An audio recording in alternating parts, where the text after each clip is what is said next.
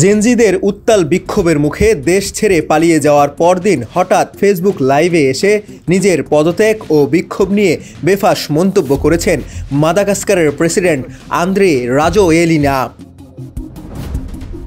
রাজনীতিক এবং সেনাবাহিনীর বিরুদ্ধে তাকে হত্যার চেষ্টার অভিযোগ এনেছেন তিনি। বর্তমানে নিরাপদ স্থানে আশ্রয়ে রয়েছেন। ক্রমবর্ধমান অস্থিরতার মুখে নিজের পদত্যাগের দাবিকে উপেক্ষা করে সংবিধান রক্ষার আহ্বান জানিয়েছেন তিনি।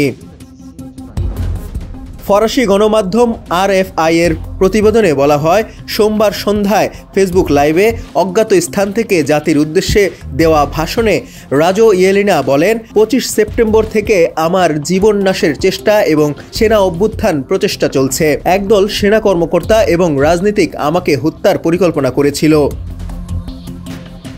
তার ঘনিষ্ঠ সূত্র RFI-কে জানায়, রাজোয়েলিনা রোববার ফ্রান্সের সেনাবাহিনীর একটি উড়োজাহাজে করে দেশ ছেড়েছেন। তবে ভাষণে তিনি নিজের অবস্থান স্পষ্ট করেননি। আমি জীবন বাঁচাতে নিরাপদ জায়গায় আশ্রয় নিতে বাধ্য হয়েছি, তিনি বলেন। কয়েক সপ্তাহ ধরে দেশ জুড়ে বিদ্যুৎ ও পানির তীব্র সংকট ঘিরে বিক্ষোভ ছড়িয়ে পড়ে, যা পরে সরকার ও প্রেসিডেন্ট বিরোধী আন্দোলনে রূপ নেয়। তরুণ প্রজন্ম, বিশেষ করে জেনারেশন জির আন্দোলনের রাজোয়েলিনা পদত্যাগের দাবি করে রাজপথে নেমে আসে।